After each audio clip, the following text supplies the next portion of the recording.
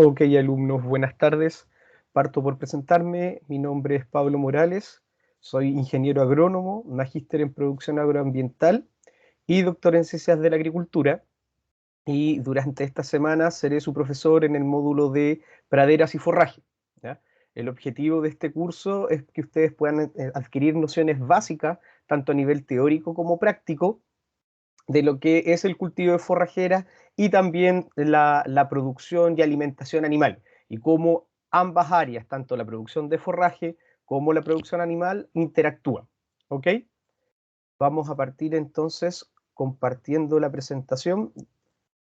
Voy a dejar de compartir imagen para poder enfocarnos en la calidad de la presentación y la grabación. ¿Ok?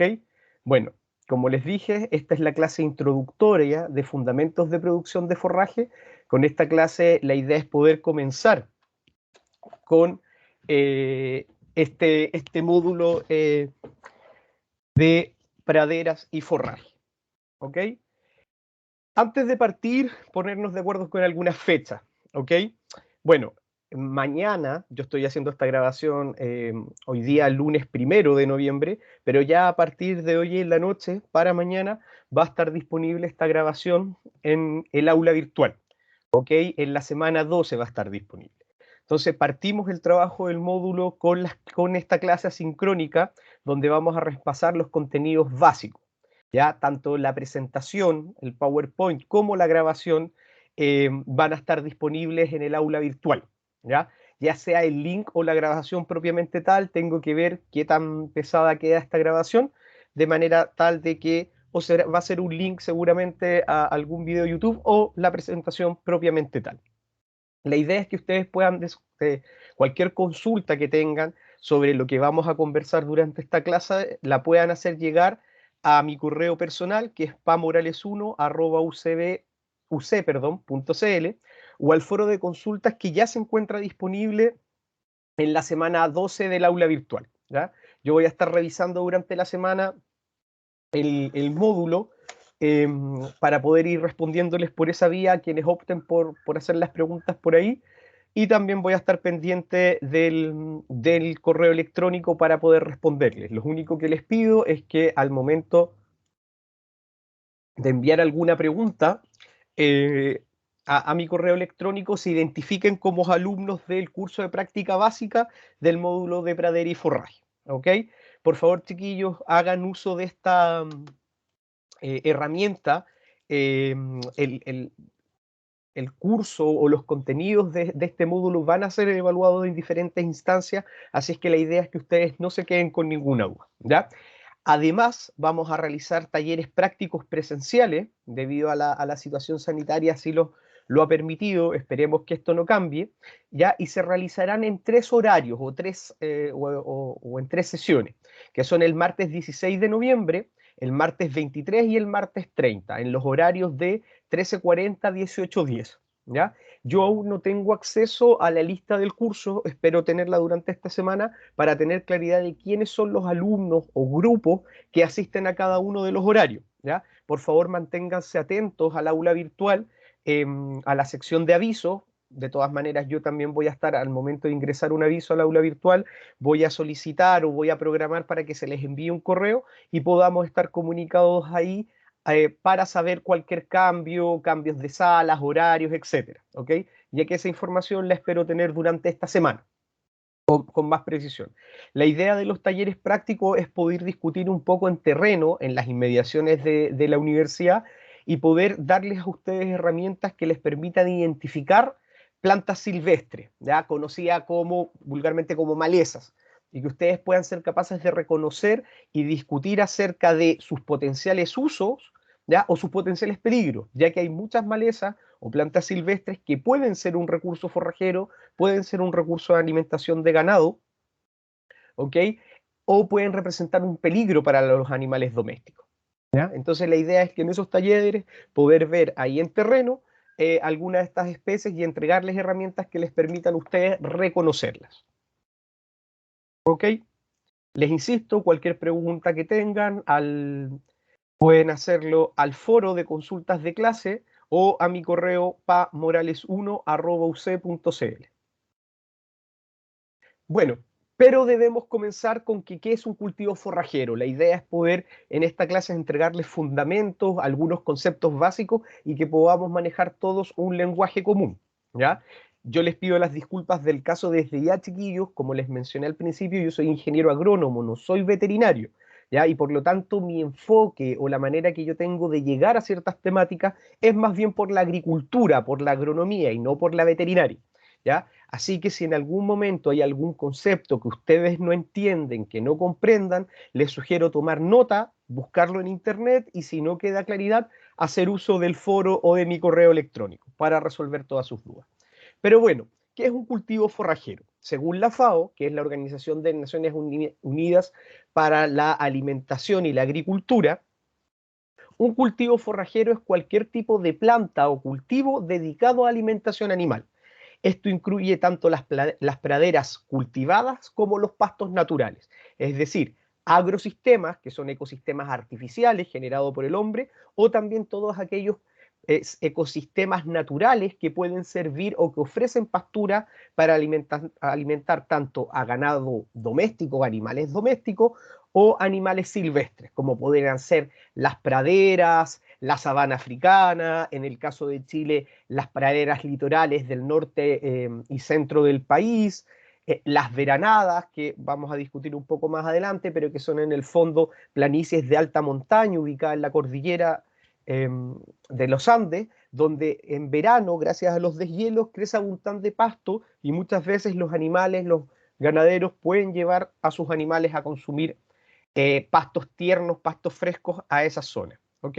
Los cultivos forrajeros se pueden clasificar como temporales o permanentes, donde los primeros, los temporales, se cultivan y cosechan como cualquier otro cultivo, como si estuviéramos hablando de tomates, zanahorias, lechugas, ¿ya? Son un cultivo más dentro de la amplia gama de especies cultivadas que tenemos, ¿ya? Aunque en su mayoría las especies forrajeras o cultivos forrajeras se tratan de plantas herbáceas, ¿ya? De plantas que no forman leño o crecimiento secundario, leño pensando en maderas duras, ¿ok?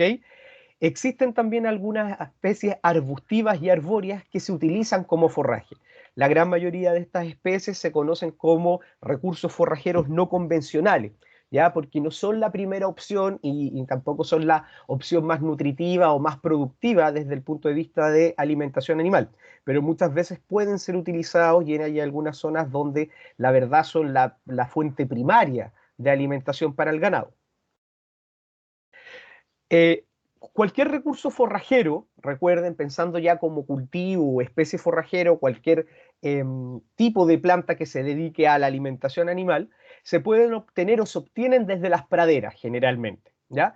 Y estas praderas, que es una de las maneras más sencillas, digamos, de comprender los sistemas productivos de forraje, se pueden clasificar de diferentes tipos. Y acá nosotros analizamos un primer acercamiento, ¿ya? Y que es también una de las formas de clasificar las praderas o pasturas, ¿ok? Una de las maneras más utilizadas. Cuando hablamos de praderas naturales, son tierras usadas para el pastoreo directo de animales, ¿ya? Aprovechando la vegetación que de manera espontánea crece ahí o que de manera natural crece ahí. Evidentemente son sistemas altamente dependientes de las condiciones ambientales, ¿ok? Suelo, clima, y cuando estamos hablando de clima nos referimos a temperatura, precipitaciones, humedad relativa. Evidentemente, todos estos componentes van a determinar el tipo y calidad del recurso pastoril que crece en esas praderas naturales, ¿ya? Por otro lado, también tenemos las praderas mejoradas, ¿ya? Que son praderas naturales que son sometidos a algún tipo de labor o manejo agrícola, donde podríamos ver el desmalezamiento para eliminar hierbas que son tóxicas o poco nutritivas para los animales, introducción de nuevas especies, evidentemente al introducir especies de mejor calidad que ofrezcan un mejor recurso alimenticio a los animales, ¿ya? Fertilización, dentro de los sistemas productivos agrícolas es muy importante la fertilización, ya que la idea es nunca dejar al suelo sin nutrientes que alimenten a las plantas y que ayuden al desarrollo de los vegetales, ¿ok? si nosotros no restauramos lo que naturalmente o lo que se están extrayendo los cultivos desde el suelo va perdiendo fertilidad y por lo tanto capacidad de producir mayor vegetación o de producir biomasa, ¿ya? Y también hay algunas otras actividades como podría ser el encalado, principalmente en la zona sur del país, donde tenemos problemas de acidez.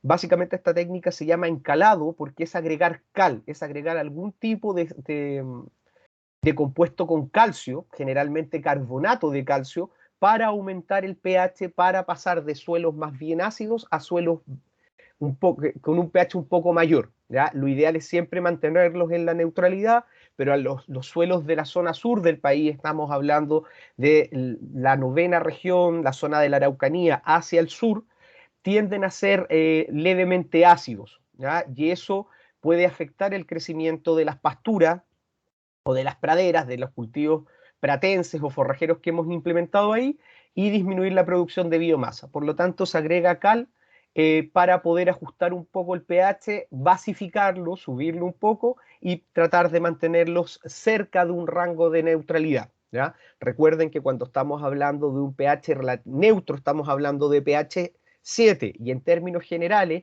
lo ideal para una planta para poder desarrollarse son pH entre 6.5 hasta 7.5, ¿ok? Aproximadamente ese rango de neutralidad y levemente ácido o levemente básico, ¿ok? Esa es la técnica del encalado. Por otro lado, también se encuentran las praderas artificiales, que son tierras que se utilizan con cultivo forrajero, como puede ser cualquier otro tipo de cultivo, ¿ya? Incluso muchas veces como parte de las rotaciones se utilizan tierras que generalmente se utilizan para la producción de hortalizas, para la producción de papa, de choclo, pensando, recuerden siempre que en agricultura cuando hablamos de choclo nos referimos a la producción de la hortaliza, de la mazorca que uno consume o que los seres humanos consumimos fresco. Y cuando hablamos de maíz, generalmente estamos hablando de maíz para la alimentación animal, maíz forrajero, ¿ya? O el grano seco de maíz, ya sea para la producción de semillas de maíz o para la producción de grano seco para la elaboración de algún tipo de harina o subproducto, ¿ya? Entonces, las praderas artificiales son tierras que se utilizan para cultivos forrajeros y se dividen en praderas artificiales con rotación corta, que son aquellas praderas o tierras utilizadas para la producción de forrajeras, que estos cultivos no duran más de 2 años. Es decir, yo siembro, ¿ya? Y máximo al segundo año de mi cultivo termina ese cultivo. Ahí estamos hablando de especies forrajeras que son especies anuales, que no viven más de 6 meses, ¿ok? O que se manejan de una manera que trabajan en una rotación corta. Generalmente los cultivos forrajeros se siembran y se hace uno o varios cortes dependiendo de la especie utilizada. Hay especies que solo permiten un corte, ¿ok? Es decir, se siembran, crecen y se cosecha completamente.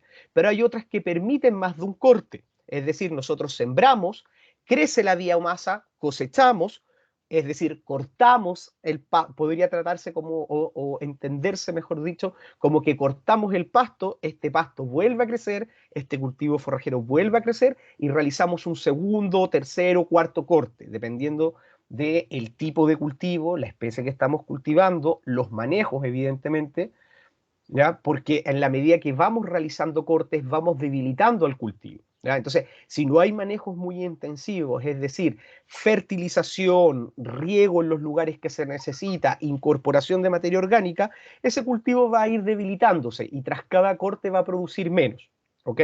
Y obviamente también muy importante la especie. Hay especies que admiten más de un corte, ¿ok? Pero dentro de este esquema productivo, si este cultivo, aun cuando tengamos uno o más de un corte, dura menos de 2 años, se conoce o se entiende como una rotación corta. ¿Ok?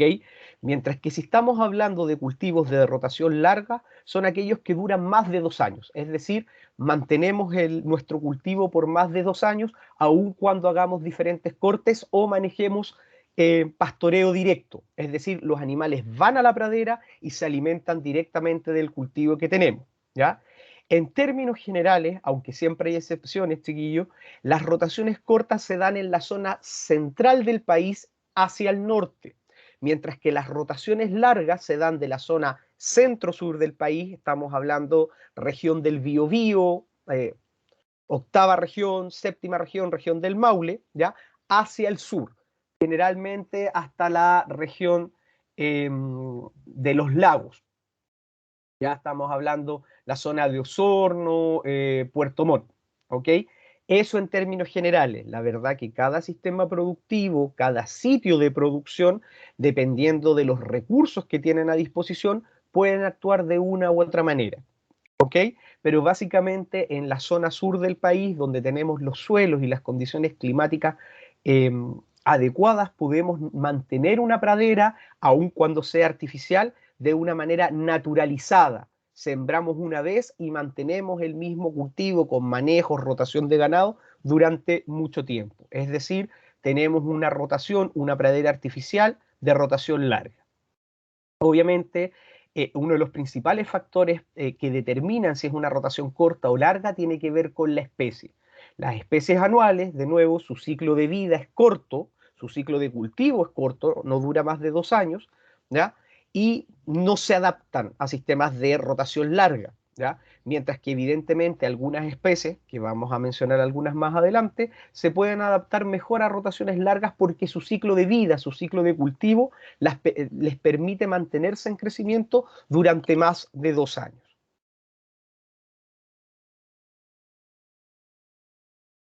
Bueno, dentro de los cultivos forrajeros existen dos grupos de especies forrajeras por excelencia, que por lejos son las más cultivadas y las más utilizadas en alimentación animal, que son el grupo de las gramíneas y el grupo de las leguminosas. ¿Ya? ¿Por qué sucede esto de que ambos grupos y no otros, porque existen muchos otros grupos vegetales, ¿ya? O grupos de cultivo, son los que mejor se adaptan a los sistemas de producción de forraje? Uno es porque ambos grupos poseen características similares, ¿ok? Como por ejemplo el ciclo de vida. En ambos grupos existen especies que son herbáceas anuales y también existen especies herbáceas perennes. ¿Qué quiere decir? Que se pueden cultivar por más de un año o que su sistema de su ciclo de vida y ciclo de cultivo dura menos de uno, en el caso de las herbáceas anuales. Es decir, hay tanto especies de gramíneas que se pueden adaptar a sistemas de praderas artificiales de rotación corta, como hay otras también especies de gramíneas que se pueden adaptar a sistemas de rotación larga. Y lo mismo sucede con el grupo de las leguminosas. Tienen requerimientos edafoclimáticos muy similares, lo que incluso permite en muchos casos hacer cultivos mixtos, ¿ok? Donde en una misma pradera o en un mismo sitio combinemos especies de gramíneas y de leguminosas.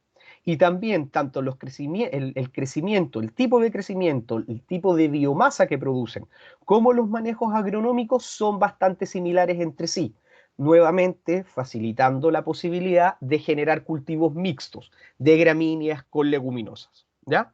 Aunque estos grupos son por lejos los más importantes en la producción de cultivos forrajeros, también existe la familia o el grupo de las brásicas o la familia botánica de las brasicáceas que juegan también un rol muy importante en la producción de forraje, sobre todo en zonas más frías. Lo vamos a ver un poco más adelante con mayor detalle, ¿ya? Y aquí ustedes pueden ver dos ejemplos, de una de leguminosa, esta, la primera imagen que aparece acá, esta inflorescencia de color rojo, ¿ya? Que esto es un Trifolium indica, es una especie que no es nativa de Chile, pero que la verdad en la zona sur del país, desde Concepción hacia el sur, se ha naturalizado en las praderas, y una especie de gramínea acá abajo, conocida como Brisa máxima, ese es su nombre científico, ¿ok? Muy común, tampoco es una especie nativa de Chile, pero se encuentra absolutamente asilvestrada, crece de manera natural desde el Maule hacia el sur, ¿ok? Y ambas especies forman partes, comúnmente están formando parte de tierras de pastoreo, ¿ya? Principalmente praderas mejoradas es donde es más fácil encontrarlas. Vamos a ir ahora explicando un poco más en detalle el tema de las gramíneas, pero hay algo que es importante que ustedes también tengan en conciencia cuando estamos hablando de forraje, ¿ya? Generalmente la mayor porción de forraje o la mejor calidad de forraje que nosotros podemos producir tiene que ver con la biomasa, con la parte vegetativa de la planta. ¿Ok? Acá ustedes en estas imágenes pueden ver las espigas. ¿Ok? Y ahí, aun cuando muchas veces existen cultivos forrajeros que se siembran y que se cultivan para cosechar el grano para alimentación animal, en la gran mayoría de los casos, y el porcentaje más alto de forraje que se utiliza, son justamente los tallos y hojas tiernos. Eso es lo que mayoritariamente se utiliza para alimentación animal, especialmente en las especies de rumiantes o poligástricos, ¿da? Que son caprinos, las cabras, ovinos, ovejas y bovinos, las vacas, en el caso chileno. También podemos hablar de los camélidos, que también son rumiantes, pero en sistemas de producción ganadero generalmente estos son mucho más pequeños o son sistemas productivos muchísimo más específicos. Mientras que el monogástrico, en sistemas de producción ganadero, los principales son cerdos y aves. ¿Ya? Los equinos, caballos, también son monogástricos, pero la verdad que su producción desde el punto de vista ganadero, principalmente para la producción de carne, es mucho más marginal en el caso chileno. ¿Ok? ¿Qué sucede? Las plantas en general, sobre todo las plantas herbáceas, son muy ricas en dos componentes, proteínas y fibras. Los rumiantes, a diferencia de los monogástricos, cerdos y aves, tienen la capacidad de obtener energía de esta fibra, ¿ok? Porque en sus estómagos, que está dividido en 4 cámaras, tienen una cámara especial que es la que se llama rumen, donde ahí existen una serie de, conviven en el rumen, digamos, del animal, una serie de microorganismos, hongos, levaduras y bacterias, ¿ya? Que son capaces de descomponer la fibra y obtener energía a partir de ella. Las fibras son carbohidratos, son grandes cadenas de carbohidratos, de azúcares finalmente, pero que en general todos los animales monogástricos, incluyendo al ser humano, no podemos obtener energía de la fibra. Esto no sucede con los rumiantes. Los rumiantes, vacas, cabras y ovejas principalmente, ¿ok? Sí son capaces de obtener energía a partir de estas fibras vegetales. Los monogástricos no podemos hacerlos y obtenemos nuestra energía de los carbohidratos energéticos, como son las azúcares principalmente, fructosa, sacarosa, eh, bueno, y otras, ¿ya? Y también a partir del almidón, que es un polímero de azúcares en el fondo, ¿ya? Es una larga cadena de distintas, de azúcares que forman estas cadenas y nosotros somos capaces de obtener energía a partir de ellas. ¿Ya? Y muy poca energía, la verdad que, salvo algunas excepciones, que hay algunos animales, como por ejemplo los equinos, que algo de energía desde la fibra pueden obtener, pero muy poca. ¿Ya? De esa manera, cuando estamos hablando pensando y hablando de producciones de monogástricos, aves y cerdos, lo que tenemos que tratar de entregarles o su alimentación se basa en grano, ¿ya? Porque el grano es la estructura en la planta que tiene la mayor cantidad de estos azúcares o estos carbohidratos energéticos, almidón y azúcares libres, fructosa, glucosa, sacarosa, entre otros, ¿ya? Mientras que la biomasa de la planta, tallos y hojas, es la que es rica en fibra, ¿ya? Y es a partir de la cual los animales poligástricos, repito, vacas, ovejas y cabras, bovinos, ovinos y caprinos, pueden obtener su energía. ¿Ok? Hecha esta aclaración, vamos de lleno a lo que tiene que ver con el grupo de las gramíneas, que es uno de los grupos más importantes en lo que a especies forrajeras o cultivos forrajeros hace referencia. ¿Ok? El grupo de las gramíneas es lo que antiguamente se conocía, perdón, el grupo de las gramíneas es lo que actualmente se conoce como la familia botánica de las poáceas. Antiguamente recibía el nombre de grupo o familia de las gramíneas, ¿ya? Y la verdad que ese término, aun cuando es antiguo, se quedó a nuestros días, ¿ya? Y son lo que nosotros comúnmente llamamos pastos, césped o plantas de hoja angosta. Vamos a ver un poco más adelante algunas imágenes para tener claridad por qué se les llama plantas de hoja angosta. Pero aquí ustedes pueden ver que efectivamente la hoja de las gramíneas, y es una característica común en todas las gramíneas, es mucho más larga que ancha, ¿ok? De ahí es alargada, de ahí que se conozcan como plantas de hoja angosta. Son plantas herbáceas, hay especies anuales, bianuales y perennes, ¿ok? Y también plantas que tienen un ciclo de vida simple o un ciclo de vida complejo, ¿ok? ¿A qué hace referencia esto? Cuando estamos hablando de una planta herbácea simple, quiere decir que su única estrategia de reproducción es a través de semilla. No tienen otra forma de reproducirse. Generalmente son especies anuales, aunque existen algunos casos de especies que son herbáceas simples y son perennes, pero generalmente estamos hablando de especies anuales o bianuales, ¿ok? Y que solo se propagan por semilla, mientras que cuando hablamos de una especie herbácea compleja, estamos hablando de una especie que efectivamente es herbácea, no forma leño, no forma tronco, ¿ok? Ni ramas leñosas, pero que además de propagarse por semilla, tiene algunas estructuras especializadas, ¿ya? Para la propagación vegetativa, para la propagación clonal, como pueden ser algunos tallos subterráneos, ¿ok? Que al cortarlos pueden producir más plantas, estos se conocen como rizomas, o tallos, digamos, que crecen de manera rastrera, pegadas al suelo, ¿ok? Y que pueden enraizar con facilidad, que eso se conoce como estolones, ¿ok? Para que se hagan una mejor idea, chiquillos, las papas que consumimos nosotros habitualmente, el tubérculo, que es la estructura que nosotros consumimos, la verdad que se trata de un rizoma, un tallo subterráneo engrosado, que se llena de reservas, ¿ok? De ahí a que si nosotros tomamos una papa o incluso la partimos y la plantamos, vamos a poder generar una nueva planta de papa, que es un clon exacto a la planta que originó ese primer tubérculo, ¿ok? Entonces, cuando estamos hablando de herbáceas simples, son plantas que solo se pueden propagar a través de semillas. Y cuando hablamos de herbáceas complejas, estamos hablando de plantas herbáceas que además de propagarse por semilla, tienen una estructura de propagación vegetativa, como pudieran ser estolones, rizomas, bulbos, tubérculos o algún otro tipo de estructura. ¿Ok? Además, las gramíneas crecen o forman un tallo especializado muy característico de este grupo que se conoce como caña. ¿Ok? Vamos a ver en la siguiente diapositiva un ejemplo más claro, fotografías que van a dejar más claro el tallo en caña o la caña que forman las gramíneas.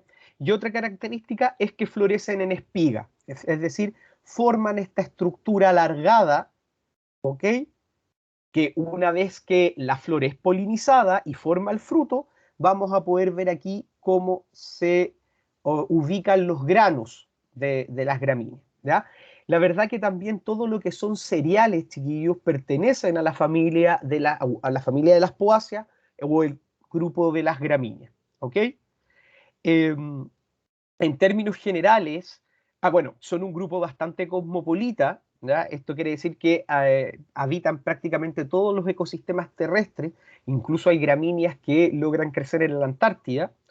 En términos generales se utilizan principalmente para la producción de alimentos ricos en fibra, alimentos voluminosos, cuando estamos hablando del follaje, ¿ya? O forraje propiamente tal, de las gramíneas estamos hablando que tienen un contenido más elevado de fibra, ¿ok? Obviamente, si estamos hablando de gramíneas para la producción de grano, que también este grano se puede utilizar para la alimentación animal, como les decía, principalmente cerdos y aves, ese alimento, el grano, se considera un alimento energético porque es muy rico en almidón, muy rico en azúcares energéticas, ¿ok? Pero el forraje, el follaje de la planta, hojas y tallos son ricos en fibra, ¿ok? Y por lo tanto se utilizan mayoritariamente para la producción de estos alimentos voluminosos, alimentos ricos en fibra, ¿ya? Estas especies, las especies de gramínea, tienen una muy buena naturalización en ambientes templados húmedos, ¿ok? Eso estamos hablando de condiciones climáticas similares a las que podemos encontrar desde la séptima región, desde el Maule, hacia el sur, ¿ya? De ahí a que sean una excelente opción para introducir especies de mejor calidad en praderas, ya que son capaces de naturalizarse, de comenzar a sobrevivir y reproducirse sin problemas y sin la necesidad de mayores manejos por parte del ser humano. ¿Ok? Y algunas de las gramíneas que son más utilizadas en sistemas de producción de forraje o de alimentación animal son el maíz, la cebada, la avena. Yo sé que estas tres primeras especies ustedes las conocen principalmente por el consumo del grano o en el caso del maíz, el consumo del choclo, de la mazorca en estado fresco. Pero existen, así como hay variedades específicas para la producción de grano, existen variedades específicas de estos tres cultivos.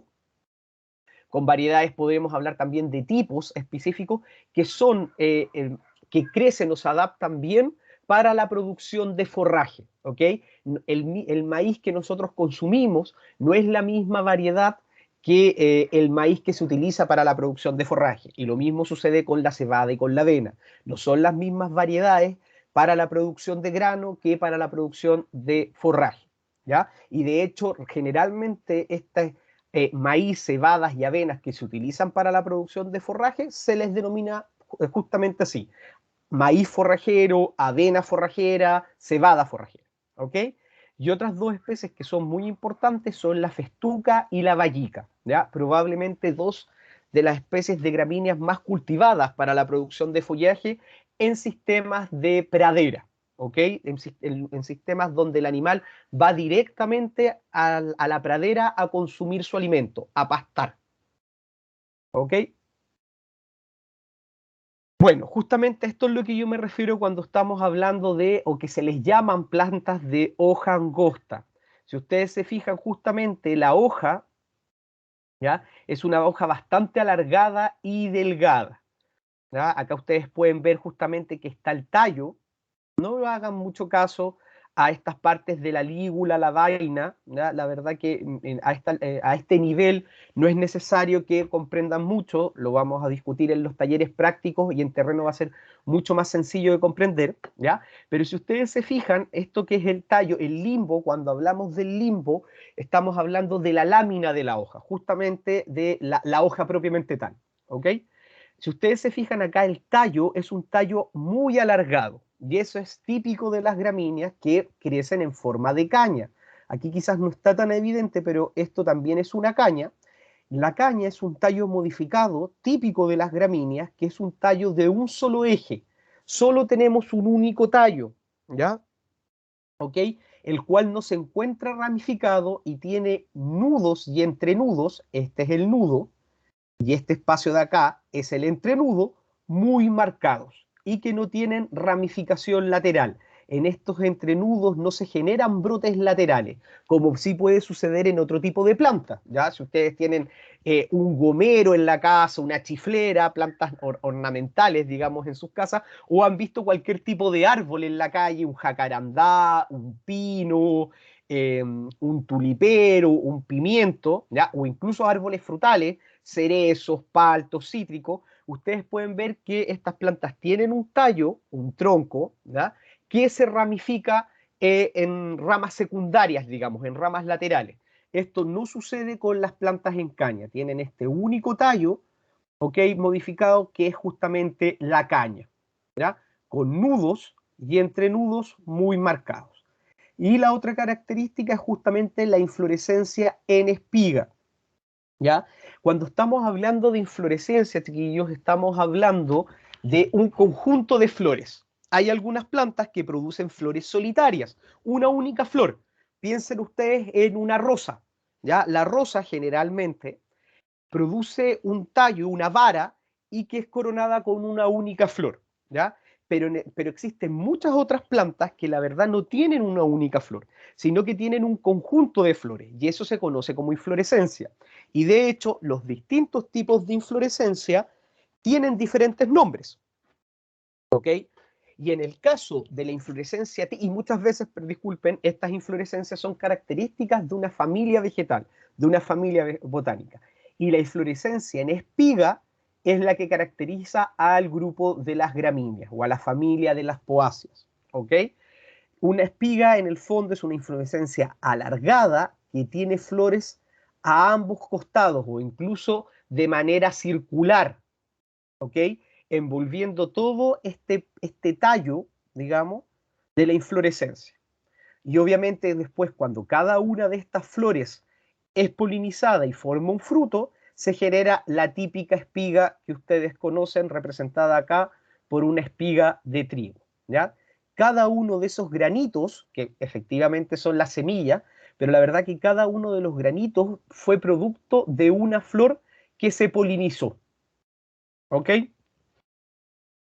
Entonces estas son características típicas del grupo de las gramíneas, también conocido como familia de las poáceas.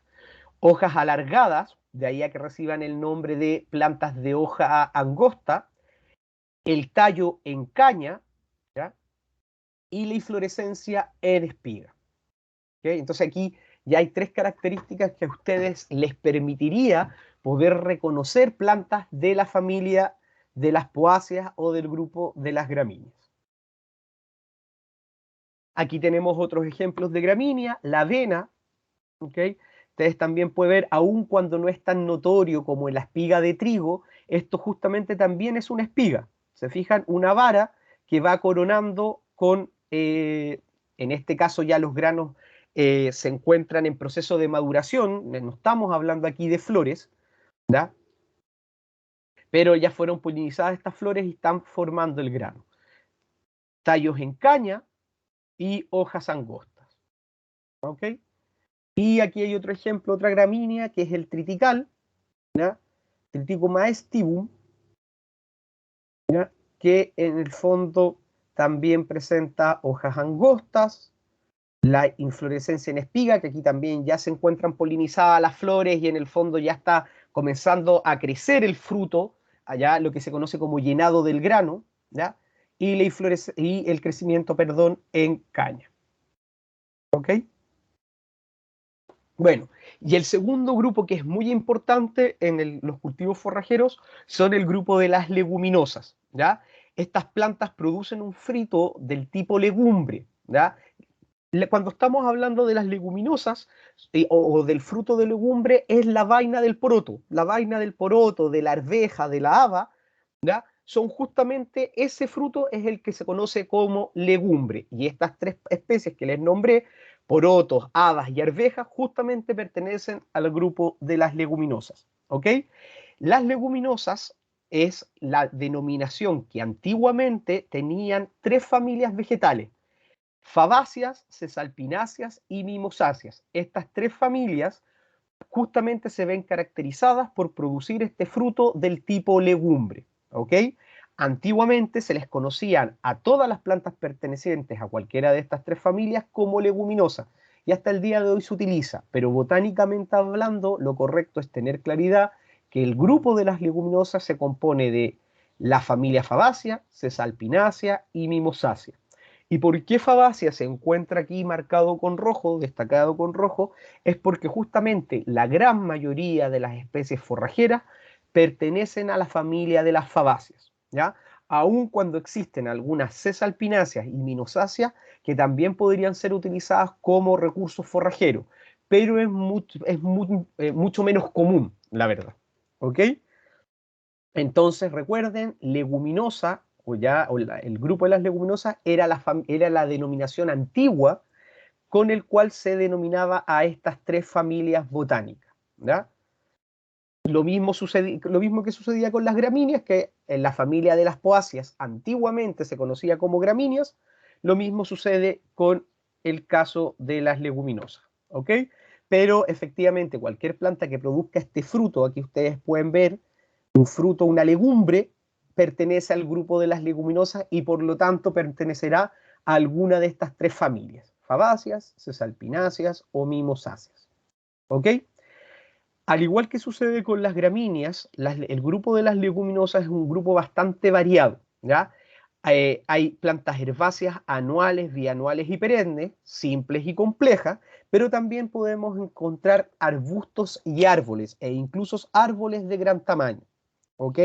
Por ejemplo, el tamarugal, perdón, o los tamarugos, mejor dicho, los tamarugos que quizás algunos de ustedes conocen, los acacios, ¿ya? También son justamente plantas que pertenecen a al grupo de las leguminosas, ¿ok? Son árboles, algunos de ellos de gran tamaño. En términos generales, a la familia de las fabáceas se caracteriza porque su gran mayoría de especies son herbáceas, ¿ok? Y por lo tanto son las que se ocupan mayoritariamente en la producción de forraje, ¿ya? Se les conoce como especies mejoradoras de suelo. ¿Por qué? Si ustedes recuerdan sus clases de biología del colegio, ¿ya? Justamente son las plantas de la familia o del grupo de las leguminosas, las cuales pueden establecer una relación simbiótica con un grupo de bacterias que se conocen como Rhizobium, ¿ya? Rhizobium, Rhizobium, sí, bien digo, son un grupo de bacterias que crecen en las raíces de estas leguminosas y son capaces de fijar nitrógeno atmosférico, ¿ya? ¿Por qué es importante esto? El nitrógeno es sumamente abundante en el aire, en la atmósfera, pero muy poco abundante en el suelo. Y el elemento, el nutriente más importante que requieren las plantas es el nitrógeno, es el que requieren en mayor cantidad.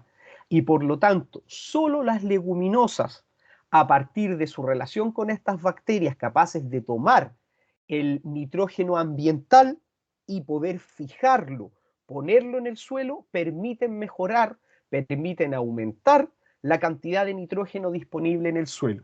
De ahí a que ustedes pueden haber visto o escuchado que es muy importante cultivar leguminosas o cultivar legumbres en sistemas de rotación, porque justamente mientras los cultivos de las gramíneas o del grupo de las gramíneas absorben gran cantidad de nitrógeno, las leguminosas son capaces de aumentar los niveles de nitrógeno en el suelo, absorbiendo el nitrógeno ambiental a través de esta relación simbiótica con las bacterias, ¿ok?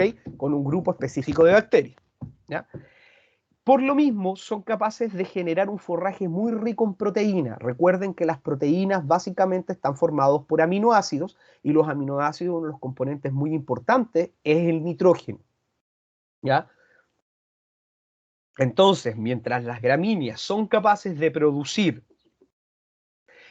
o generalmente producen forraje voluminoso, rico en fibra, las leguminosas pueden producir forraje proteico, rico en proteína, ¿ok? Dependiendo de la especie de leguminosa, se adaptan muy bien al monocultivo, es decir, cultivar una sola especie, o al cultivo mixto o en asociación, tanto con otras leguminosas, perdón, como con gramíneas, ¿ya? Y las principales leguminosas forrajeras son la alfalfa, en primer lugar, y distintas especies de tréboles, como el trébol blanco, rosado, frutilla, subterráneo y alejandrino, ¿ya? Existen diferentes especies de tréboles con diferentes características, ¿ok?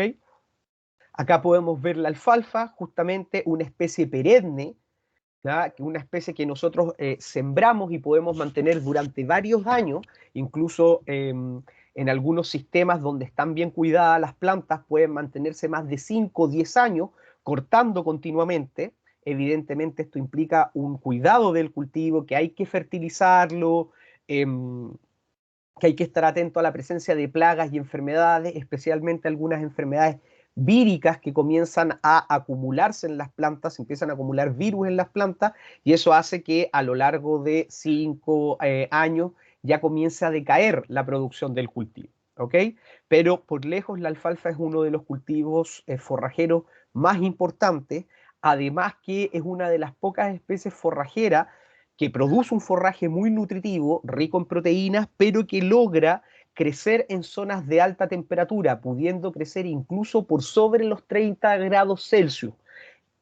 Mientras muchas especies forrajeras, cuando estamos hablando ya de lugares de más de 25 o 30 grados, detienen su crecimiento, la alfalfa entre 30 y 32 grados aún puede seguir creciendo mientras tenga agua disponible, ¿ya? Entonces, esa es una característica muy especial de la alfalfa, ¿ok? Y aquí tenemos distintos tréboles, tipos de tréboles, disculpen, ya el trébol blanco, un trébol perenne, que se adapta muy bien a rotaciones largas, ¿ok? El trébol rosado, que es un trébol que crece más erecto, un poco más en altura y se adapta mejor a condiciones de rotaciones cortas, sembramos y cosechamos, ¿ya?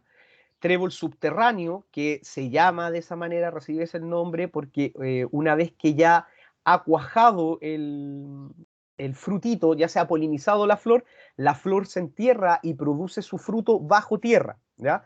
De hecho, para quienes no sabían, el maní que se consume, que comemos nosotros, es una especie de leguminosa, ¿ok? Y justamente el maní también tiene esta característica. La flor se entierra y la vaina de maíz, la legumbre de maní, crece bajo tierra se extrae en el fondo. Es necesario sacarla de bajo tierra para poder cosechar la legumbre, el fruto, ¿ok? Que es este típico que uno va al estadio o algún evento y compra maní entero, que es el maní que viene dentro de la legumbre aún, ¿ya? Y también tenemos el trébol alejandrino, otra especie que también es bastante cultivada, sobre todo en la zona central del país, porque admite temperaturas moderadas, ¿ok? No requiere de temperaturas bajas para su crecimiento. Bueno, y en algún momento hablamos acerca del grupo de las brásicas o la familia de las brásicas. A diferencia de lo que pasa con gramíneas y leguminosas, la familia Brassicaceae, ¿ya? Las brásicas, antiguamente recibían el nombre de crucíferas, ¿ya? Pero la verdad es que la denominación de crucífera, a diferencia de lo que pasó con leguminosas y gramíneas, se dejó de usar y se opta más por la denominación actual que es brásica, ¿ya? Básicamente, bueno, la familia de las brásicas es una familia bastante grande, hay brásicas muy importantes desde el punto de vista agrícola que ustedes conocen, como por ejemplo el repollo, los repollitos de Bruselas, el coliflor, el brócoli, son especies de brásicas, ¿ya? Que ustedes obviamente conocen, ¿ok? Se habla que las brásicas, o el grupo de las brásicas, la familia de las brásicas, son especies forrajeras suplementarias. ¿Por qué? Porque en términos generales, las plantas de la familia de las brásicas tienden a crecer a menores temperaturas, ¿ok? Y por lo tanto son un excelente cultivo de invierno. A diferencia de lo que pasa en la mayoría de las praderas o de especies forrajeras, que cuando baja la temperatura en invierno crecen más lentamente y por lo tanto se produce menos forraje, las brásicas logran mantener su crecimiento, ¿ya? Y en un corto periodo de tiempo, alrededor de 3 meses, 3, 4 meses, que es lo que dura justamente este menor crecimiento debido a la baja de las temperaturas durante el invierno, es posible producir estas especies y utilizarlas como forraje suplementario en el tiempo en que la pradera se encuentra con menos producción debido a las bajas temperaturas. ¿Ok? Se cultivan como un monocultivo, como cualquier otro tipo de cultivo. Ya se pueden utilizar en fresco o en ensilaje. Ya vamos a ver un poco más adelante qué es el ensilaje. Pero básicamente el ensilaje es una forma de conservar el forraje, entonces puede que nosotros cosechemos las plantas y se las demos frescas a los animales o que las utilicemos para algún tipo de conservación, digamos, en este caso ensilaje. Son una excelente alternativa para cultivo en invierno porque justamente son capaces de crecer a menores temperaturas de lo que hacen la generalidad de gramíneas y leguminosas, ¿ya? Y son alimentos muy ricos en proteína, carbohidratos y calcio. Por lo tanto, son un excelente alimento para los animales, ¿ya? Y ustedes pueden ver aquí 4 ejemplos de forraje suplementario o complementario, ya que perteneciente al grupo de las brásicas, que son la remolacha forrajera, la col forrajera, la colza o raps forrajero y el nabo forrajero. Otra característica que es muy común de todas las especies de gramínea es que forman esta raíz engrosada, ¿ya? Aquí está esta raíz engrosada, ¿ok? En este caso, evidentemente, la remolacha es forrajera, se cultiva bueno, la remolacha azucarera, que pertenece al mismo grupo, es otra variedad, pero pertenece al mismo grupo, se cultiva justamente porque en esta raíz engrosada logra acumular gran cantidad de carbohidratos. Y lo mismo sucede con la remolacha y nabo forrajero, ¿ya? Así que generalmente se arranca completo y se los da a los animales, ¿ya? Aquí podemos ver la col y la colza, que también tienen raíces engrosadas, no al nivel del nabo forrajero, la remolacha forrajera, pero que también esta raíz es muy rica en carbohidratos, ¿ok? Por lo tanto es un alimento bastante energético. con todas estas características positivas que yo les nombro de las grupo de las brásicas, ¿por qué no tener más importancia dentro de la producción de forraje? Justamente por estas características de ser muy ricas en proteína y carbohidratos. Yo les mencionaba que los rumiantes, los poligástricos, ovinos, bovinos y caprinos, son capaces de, a través de procesos microbiológicos, digamos, de los microorganismos que se encuentran en el rumen, degradar la fibra y producir energía, ¿ok?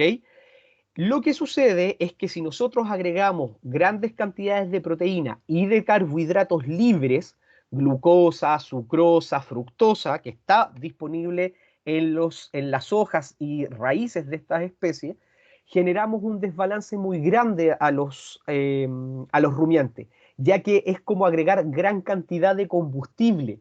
Se produce gran cantidad de gas y el animal sufre de algo que se conoce como empaste o también de acidosis, ¿ya? Debido al trabajo, al mayor trabajo de los microorganismos, a la mayor actividad de los microorganismos, debido a que estamos agregando gran cantidad de alimento, de azúcar, ¿ya? Se produce gran cantidad de gas y también baja mucho el pH, se acidifica el estómago del animal.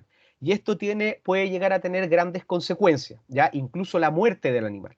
Entonces, por eso se habla de especies suplementarias o complementarias, porque de todas maneras el animal no puede, los rumiantes, ya si estamos hablando de monogástricos es otro el escenario, pero en el caso de rumiantes, de poligástricos, estos no pueden consumir continuamente alimentos que son muy ricos en proteínas y en carbohidratos. Necesitan consumir también, ¿ya?, alimentos ricos en fibra para que la actividad microbiana de su rumen no se salga de control y genere algún tipo de problema. Entonces, generalmente estas especies, aun cuando se les da al animal, también se les complementa con alimentos ricos en fibra, ¿ya? Como podría ser una paja de trigo, cascarilla de arroz, alimentos que son muy ricos en fibra, ¿ok?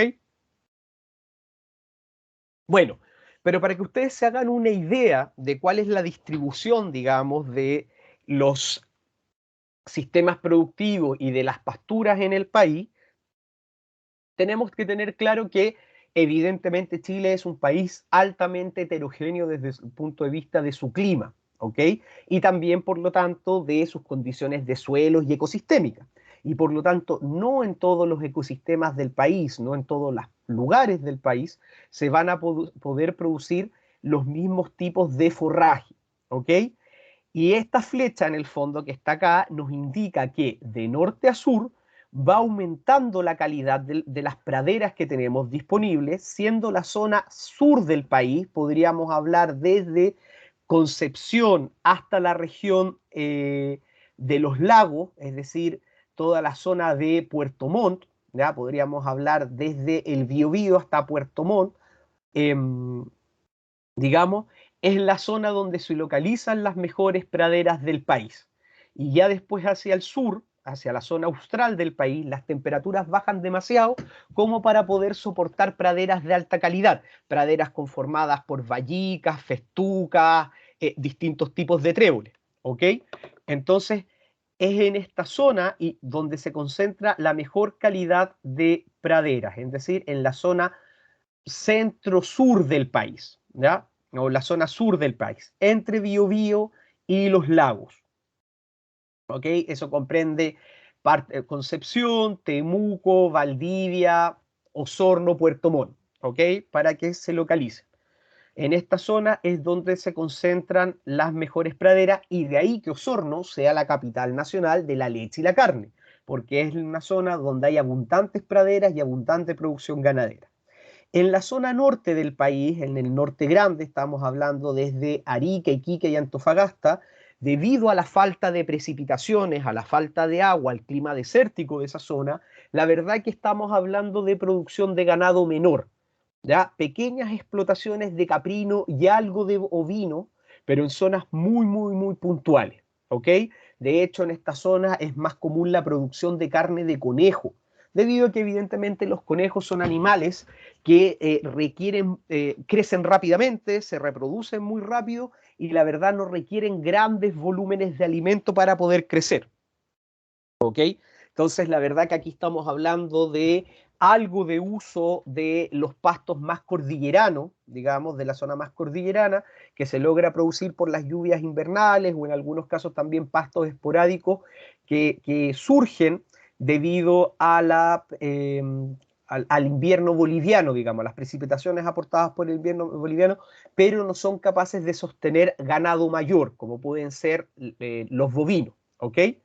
Luego tenemos el norte chico, donde también se caracteriza de nuevo bajas precipitaciones, por lo tanto hay más bien continuamos con el ganado menor, ¿ya? Pequeños productores de caprino, e incluso se da la transhumancia, donde existen algunas zonas de este lugar. Cuando hablamos de norte chico estamos hablando de la región de Atacama, Copiapó, La Serena, Coquimbo, ¿ya? Los Vilos también. Existen algunas zonas de planicies litorales cercanas a la costa donde se produce algo de pasto durante el invierno por las lluvias invernales y también muchos de estos crianceros, perdón, o productores viajan después durante la primavera-verano hacia la cordillera a aprovechar los pastos cordilleranos, ¿ok?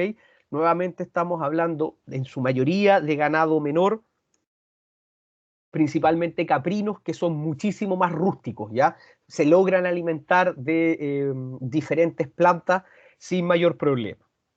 ¿Ok? También estamos hablando de razas que no son razas, son razas más bien multipropósito, ¿ya? Que no son solo para carne o solo para leche o solo para fibra, ¿ok? Sino que se ocupan para todo. Son animales muy rústicos, son la verdad que razas híbridas generalmente, lo que se conoce vulgarmente como raza criolla, ¿ok? No son razas especializadas en uno o en otro objetivo, en uno o en otro fin, ¿ok? Luego, en la zona central de Chile, aun cuando ya podemos comenzar a ver la aparición de algunas explotaciones de mayor tamaño, explotaciones también asociadas ya a ganado bovino, la verdad que es lo menos, y sobre todo debido a la gran cantidad de años que llevamos con un escenario de sequía, la disponibilidad de pasto y de agua para cultivar especies forrajeras es cada vez menor. Por lo tanto, en la zona central del país, estamos hablando entre la quinta y séptima región, se concentran lo que son los feedlot. Vamos a ver más adelante qué es un feedlot, pero les explico inmediatamente, es la producción ganadera en confinamiento. Los animales no se encuentran en pastura, ¿ok? Sino que los animales están en corrales y se les lleva todo el alimento que ellos necesitan directamente a estos corrales, ¿ok? Y obviamente estos feedlots están principalmente representados por la producción de cerdos y aves. La gran mayoría de los planteles avícolas y porcinos del país se concentran en la zona central, principalmente entre las regiones quinta, metropolitana y sexta. ¿Ok? Luego tenemos ya la zona sur del país, podemos hablar Biobío, la zona sur del Biobío y la región de los lagos, como les decía al principio, es donde se localizan las mejores praderas y aquí ya podemos ver la presencia de bovinos de leche y de carne, ¿ok? Nuevamente, tienen que pensar que necesitamos un gran volumen de forraje para poder sostener, para poder alimentar explotaciones ganaderas en base a vacas, en base a bovinos. Por lo tanto, el único sector del país donde podemos tener este tipo de producción es en este sector, en la zona sur del país. ¿Ok? Lamentablemente, todo lo que son explotaciones lecheras hacia el norte del país han ido desapareciendo porque justamente no existen los recursos necesarios como para poder alimentarlas a este ganado mayor. Aún existen algunas lecherías en las zonas cercanas a la región metropolitana, Curacaví, por ejemplo, la zona de Curicó también existen algunas explotaciones, pero son cada vez menos y generalmente asociadas a feedlot. Los animales permanecen encerrados y se les entrega su alimento. Diferente a lo que sucede en la zona sur del país, donde tenemos disponibilidad de suelo, tenemos disponibilidad de pradera y los animales, la verdad que prácticamente no se alimentan en feedlot, en confinamiento, sino que van a la pradera a pastar. ¿Ok? Y finalmente en la zona austral, todo lo que es Aysén, Punta Arenas, ya encontramos lo que son los pajonales, que también podemos encontrar ecosistemas de pajonal en la zona norte, en las zonas más cordilleranas, más frías. Pero básicamente estos pajonales están representados por especies de ciperáceas y de gramíneas que son capaces de crecer a bajas temperaturas, ¿ya?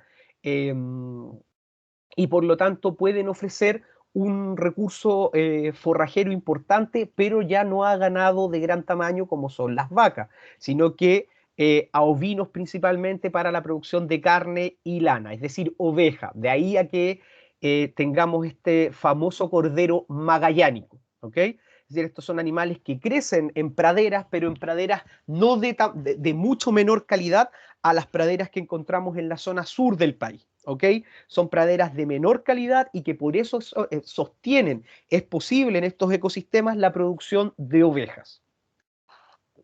Entonces, si vamos de norte a sur, podemos ver que a medida que avanzamos, que tenemos mayor cantidad de precipitaciones y disponibilidad de tierra, vamos pasando de ganado menor y pequeñas explotaciones ganaderas muy pequeñas, ¿ya?, a explotaciones de alta tecnología en feedlot muy intensivas en la zona central del país, luego praderas mejoradas, ya praderas altamente productivas que son capaces de producir o de sostener la producción de ganado de bovino de leche y de carne, zona sur del país, y luego pasamos a la producción de ovinos también para carne y lana en la zona austral.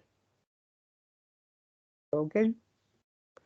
Recuerden, chiquillos, de ir tomando nota, dejando apuntes de sus preguntas para que las podamos discutir a través del foro y también aprovechar la instancia del práctico, ya, de las sesiones prácticas para poder aclarar algunas dudas.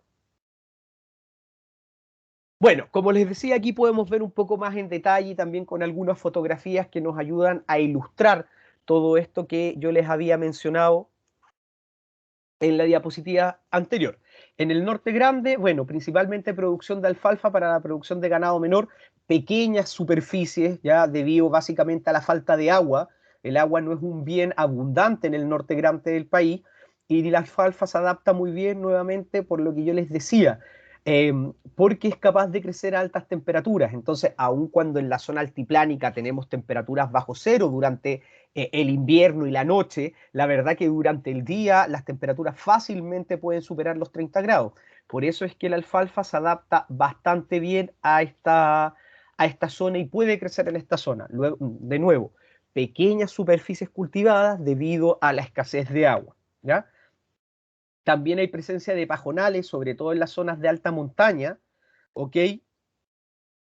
Que son un recurso forrajero importante. También hay recursos forrajeros no convencionales como el tamarugo. Aquí ustedes pueden ver un árbol de tamarugo que justamente es una leguminosa, ¿ya? Y que los animales pueden consumir tanto sus hojas tiernas como los frutos que produce. El tamarugo, por ser una leguminosa, produce una legumbre muy rica en azúcares. Tiene una pulpa, ¿ya? Que una pulpa de bajo contenido de agua, pero muy rico en azúcares, ¿ya? Y por lo tanto es un excelente alimento para los animales. Y dentro de lo que podemos ver aquí, o es más común, está la producción de conejo, como yo les mencionaba, en Arica, Iquique hay gran producción de conejos, son animales que crecen rápidamente, se reproducen muy rápido y requieren pequeños volúmenes para poder completar su ciclo de vida y alcanzar los pesos a faena. También, bueno, ganado caprino, muy común, algo de ovino, existen algunos lugares muy puntuales donde podemos encontrar producción de oveja para básicamente la producción de carne, no para producción de fibra, de lana, ¿ya? Y también en esta zona hay producción de camélidos en semicautividad, ¿ya? De hecho, son los pueblos originarios del altiplano chileno que tienen permiso para poder una vez al año encerrar a los animales que se encuentran prácticamente libres, animales como llamas, alpacas, vicuña, ¿ya? Guanaco, y poder tener obtener algunos productos como la lana, por ejemplo, en el caso de las vicuñas, que su pelo, su fibra, es muy demandada y de muy alta calidad, de mucha fineza, ¿ya? Entonces ellos están autorizados por hacer esas actividades, digamos, que generalmente son una vez al año, ¿ya? Pero también cuentan con camélidos más domesticados, no tan silvestres, vicuñas y guanacos, son camélidos sudamericanos silvestres, mientras que las llamas y alpacas son domesticadas, son formas domesticadas, ¿ya? Pero que también en esta zona se crían en semi-cautividad, ¿ok? Y también hay algo producción, pero la verdad que muy marginal, generalmente asociado a ganadería de subsistencia. Algo se comercializa en algunos mercados, digamos, locales de carne, por ejemplo, de llama, alpaca o incluso guanaco. ¿Ok? Pero muy, muy, muy, muy marginal, chiquillo. No son producciones intensivas o muy formales. ¿Ya?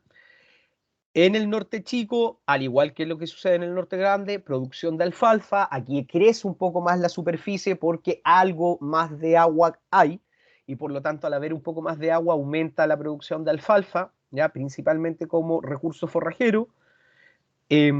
También hay uso de recursos forrajeros no convencionales. Aquí aparece el atriplex, ¿ya? El pasto salado, que es un arbusto. La verdad que esto que está consumiendo aquí la cabra en esta foto son adesmia, es un arbusto leguminoso, es una leguminosa también, no es pasto salado, pero para que se haga una idea, tanto las adesmias como el pasto salado son arbustos, ¿ya? Que resisten muy bien las condiciones de escasez hídrica de la zona del norte chico. Les recuerdo, cuando hablamos de norte chico, estamos hablando región de Atacama, Copiapó, Huasco, La Serena, Coquimbo, ¿ya? Toda esa zona, tercera y cuarta región, ¿ya?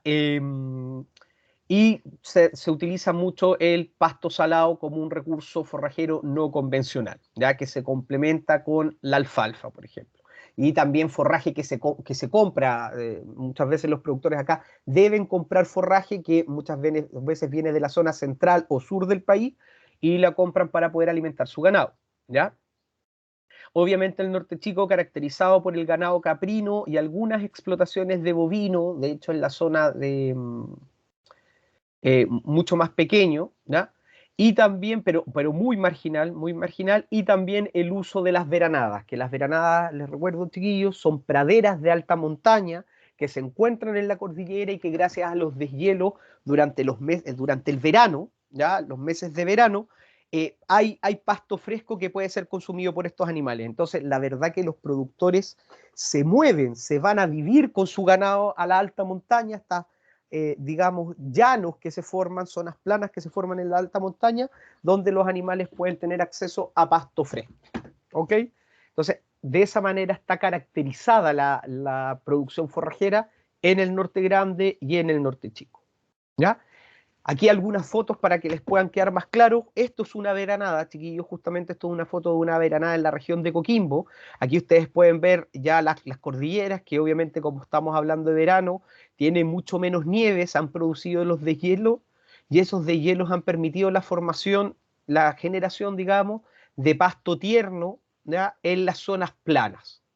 Entonces, de nuevo, los ganaderos, los crianceros se van con sus animales hacia la montaña y están ahí durante todos los meses de verano, ya protegiendo a sus animales porque evidentemente en estas zonas hay presencia de puma, también hay mucha presencia de cuatreros, que son personas que se roban el ganado y los faenan incluso ahí mismo. Entonces, la verdad que no es como que podamos llevar a los animales, los dejamos ahí solos y después volvemos a buscarlo. No, la verdad que los crianceros se quedan ahí, incluso se van turnando los distintos dueños para poder ir cuidando sus animales. ¿Ok? Y este es un ecosistema de pajonal de la precordillera de la región de Tarapacá. Como yo les decía, aun cuando los pajonales los asociamos mucho más a la zona austral, también en la zona precordillerana y cordillerana de las regiones del norte podemos encontrar estas formaciones de pajonal. Ya estas pajonales, la verdad que pertenecen en su mayoría a un grupo de plantas que se conocen como ciperáceas, de la familia Ciperaceae o ciperáceas, ¿ya? y que también son muy ricas en fibra, de ahí a que los rumiantes puedan consumirlo. Son la verdad que especies vegetales muy, muy rústicas y que logran sobrevivir, crecer, digamos, y desarrollarse en estos ecosistemas que son bastante duros. Altas temperaturas durante el día y muy bajas temperaturas durante la noche, ya incluso llegando a los puntos de congelamiento. ¿Ok? Bueno, la zona central del país, básicamente producción de maíz forrajero y alfalfa. Ya ha habido una pérdida de la superficie eh, forrajera por frutales debido al precio, obviamente toda la industria de la fruticultura, de la fruta de exportación, paltos, cítricos, uva de mesa, cerezo, ¿ya? Es mucho más rentable que la producción de forraje, ¿ya? Y también debido a la falta de agua. La zona central del país, desde la región, desde la quinta región hasta la séptima, octava regiones, están sufriendo esta llamada mega sequía y por lo tanto no hay disponibilidad prácticamente de agua para este tipo de cultivos. ¿Ok? Entonces, se hace necesario, eso la verdad se hace necesario optar por cultivos mucho más rentables económicamente, como los frutales. ¿Ok? Y también la zona central del país se caracteriza por este ganado en confinamiento, por estos famosos feedlot.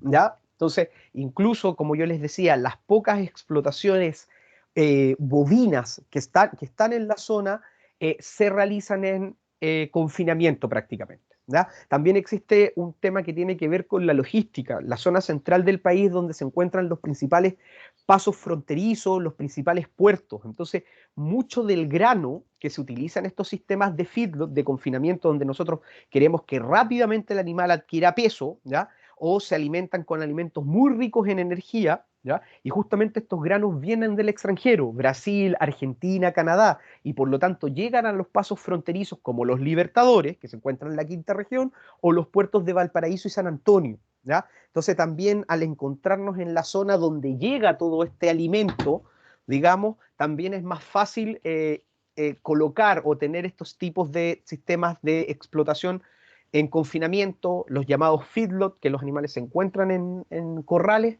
y van y están siendo alimentados con alimentos muy ricos en energía para que rápidamente engorde. ¿Ok? Bueno, luego la zona sur comienza la aparición de praderas, de estas imágenes que estamos viendo, los animales ya en el fondo no se encuentran en confinamiento, empezamos a ver ganado mayor debido a que estas praderas son tan ricas y productivas, podemos producir ganado bovino que económicamente hablando es mucho más rentable que el caprino, por ejemplo, ¿ya? Eh, los animales ya comienzan a ir a la pradera a consumir el alimento, ya no están en confinamiento y están en pastoreo, digamos, que es la manera más económica de suministrar el alimento al animal. Es decir, aquí en pastoreo el animal se queda en la pradera, lo voy rotando, ya para que se puedan los diferentes sectores de la pradera se vayan recuperando en la medida que el animal va consumiendo pasto, yo lo voy moviendo para que ese lugar donde ya comieron vuelva a crecer el pasto, ¿ya? Y vamos haciendo la rotación. ¿Okay? Pero los sistemas de pastoreo son muy económicos porque yo no tengo que tener mano de obra para ir, cortar el pasto y llevárselo a los animales, no hay gastos en combustible de la maquinaria o de los camiones para poder llevar el alimento, sino que el animal se encuentra ahí en la pradera. Y por lo tanto se permite la producción de ganado de leche y carne. ¿Ya? Y la zona austral tenemos los pajonales que están manejados entre comillas, la verdad que prácticamente no hay fertilización o control de malezas y tipo de cosas, pero sí se regula la carga animal. ¿Ok? Son sistemas mucho más extensivos donde hay una gran cantidad de superficie y hay pocos animales por superficie justamente para no desgastar el recurso. Si yo pongo muchos animales en una superficie pequeña, obviamente van a consumir mucho hasta el nivel que el pajonal no va a poder recuperarse. ¿Ya? Entonces, cuando hablamos de pajonales manejados, estamos hablando de eso, justamente de que hay una regulación de la cantidad de animales ya por superficie para evitar el daño del pajonal. ¿Ya? Y también, bueno, principalmente la producción de ganado bovino. ¿Ok? Eso, chiquillos. Y aquí podemos ver un pajonal magallánico que la verdad guardando las diferencias, tiene cierta similitud con los pajonales de precordilleranos del Norte Grande. ¿Ok? Bueno, chiquillos, para que no quede un video demasiado pesado, vamos a dividir la clase en dos partes. Esta sería la parte 1, ¿ok? Entonces yo voy a detener ahora la grabación, ¿ya? Y vamos a comenzar en la segunda parte, va a ir en una grabación aparte, justamente para no tener una mayor carga. Entonces, detengo la grabación ahora, terminamos con la parte 1 y en el siguiente link van a poder encontrar la parte 2.